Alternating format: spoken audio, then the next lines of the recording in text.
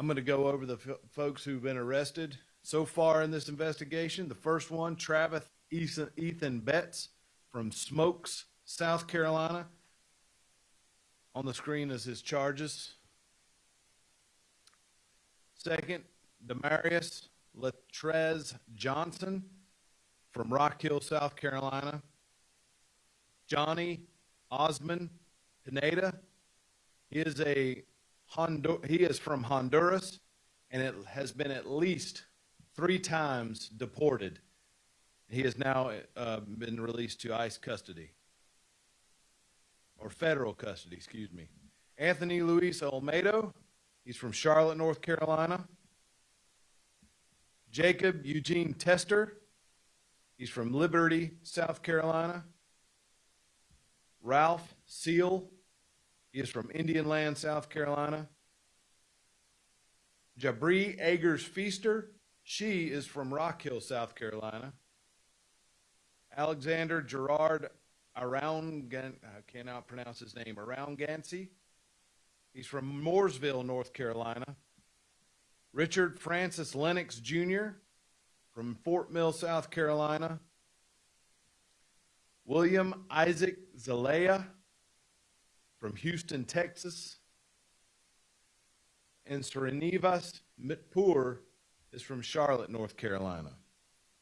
Next, I'm going to bring up Sheriff Tony Breeden to have a few comments.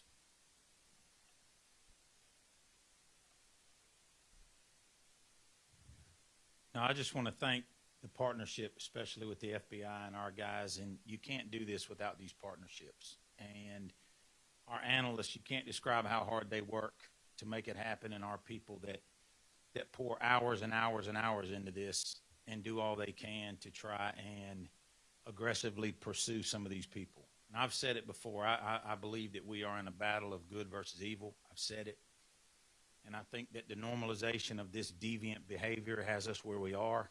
And we're very fortunate here at the county that have people that want to aggressively pursue some of these people.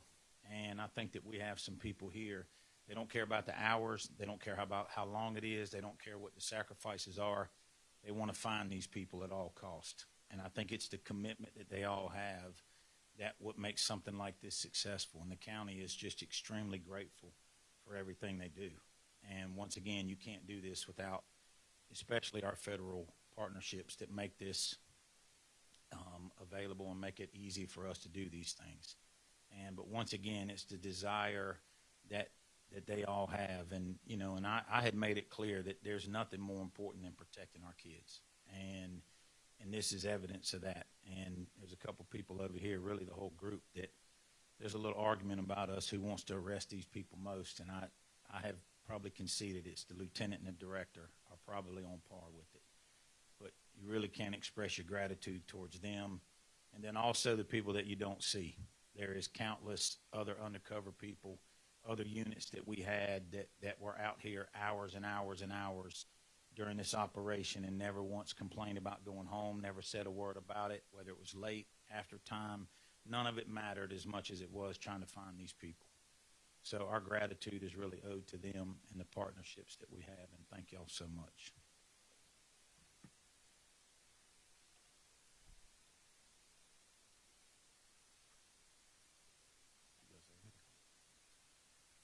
I'm Director Robert Hamilton with the York County Sheriff's Office. I'm also a task force officer with the FBI. I'm very appreciative of the partnerships that we have with our federal partners, especially. They facilitate, make this possible, but I am most thankful for my teammates on the Internet Crimes Against Children Task Force and here locally at the Sheriff's Office, and the fact that we do have a tireless desire to end this predation on our youth, which, as you can see, ranges in ages in these suspects from 18 years of age all the way up to 60, I believe was the oldest. 63. So it's an epidemic in this country as far as children being used as some sort of currency or some sort of sexual target for these people. And I want people to know, as the sheriff said, I want to reiterate, it ends here. In York County, it's not going to happen. We're after you. We'll find you. We will arrest you. Thank you.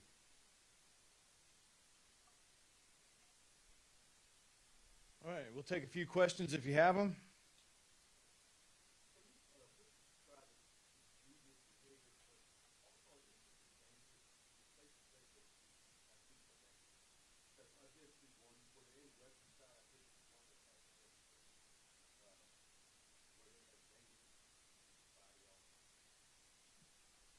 Sheriff, Director.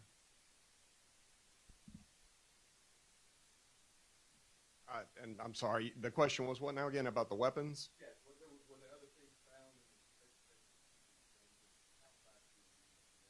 Several of them I feel like were dangerous and deviant. Well, obviously they're deviant. Outside of the deviant's behavior, there was some danger. Obviously, bringing methamphetamine, possibly with the intent to distribute it to a minor, I would consider quite dangerous. And I've seen it in the past where that has been a move that these individuals have done to bring some sort of illicit narcotic to a scene and try to drug the child or give it to the child. So yeah, I would definitely add that. I would think the majority of them were dangerous. Would anyone disagree?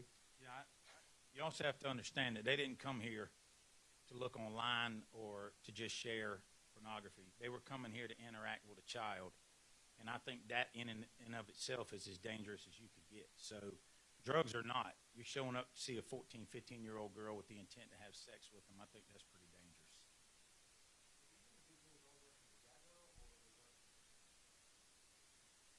I mean, I think independently, but the problem is what the internet has become, and the exploitation and the accessibility of it is a problem. So you're not necessarily, some of these sites are interlinked together and things like that. Yeah, they are clearly working as individuals, but the access to it is what makes it possible. And, you know, they do network together, and, you know, but as each person came, it was an individual effort each time. But collectively, it's part of an overall, like I said, a societal problem that we've normalized it to the point to where there's that many people think it's okay to do it.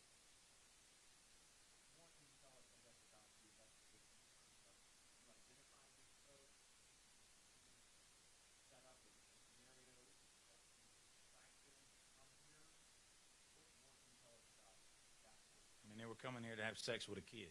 You know, I mean, that's, you know, you don't really want to go into, there's certain things that we don't want to say as far as the investigation and the tactics used and things like that, because, you know, this is not the last time that anybody has it. Well, not the last time we're doing it. So you don't want to talk about too many things involving that. So it's just, you know, you can just imagine what somebody's looking for and what it takes to get them. So.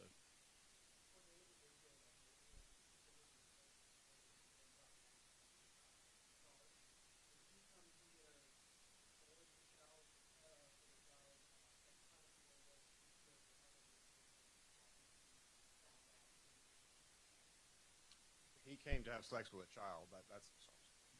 He came to have sex with a child, and it was later found out his immigration status. He is currently in federal custody. He has been charged federally, as Travis Betts has also been charged federally. Are you asking if he came from Honduras that night to do it? Is that what you? Oh. That evening, yes, Yeah. he came to have sex with a child.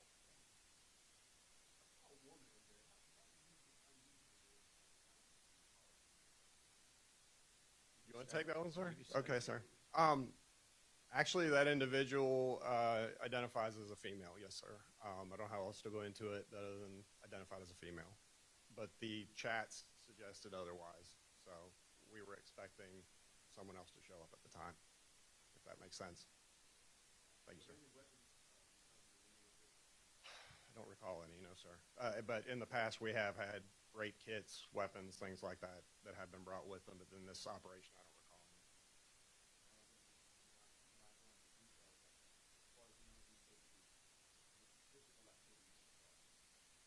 With a child? Well, that's the benefit of us doing this undercover operation, because it prevents that from happening. We try to offer a buffer to keep an actual child from being victimized. They're coming in the anticipation of meeting a child, but they're actually meeting us.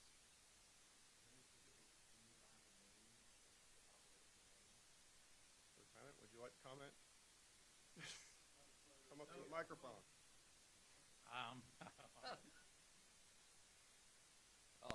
I'll give credit where it's due. I did not come up with the name. Another police officer at this agency did. Huntsman is the person that rescues Little Red Riding Hood. So it was an idea to throw a name out so that we can file the paperwork properly. So that's all there is to it.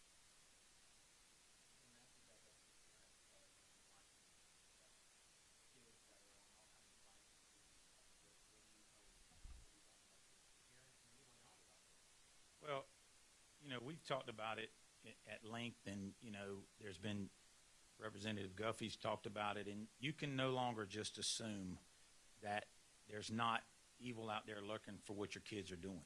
I mean, you look at YouTube videos on kids' channels, and there's explicit things that are hidden in there and in plain sight. So I think for parents, the days of you just assuming that your kids are just watching videos or playing games, you just have to be past that. You have to be aggressive. You have to be proactive.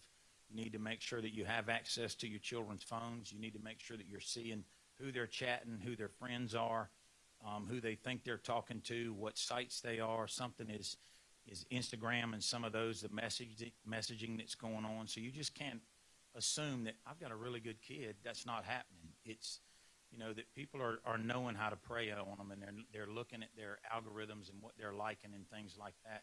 And it's a process that these people are good at and identify and come after kids that have that full accessibility. So parents, you just can't sit back and assume they're not coming after your kids.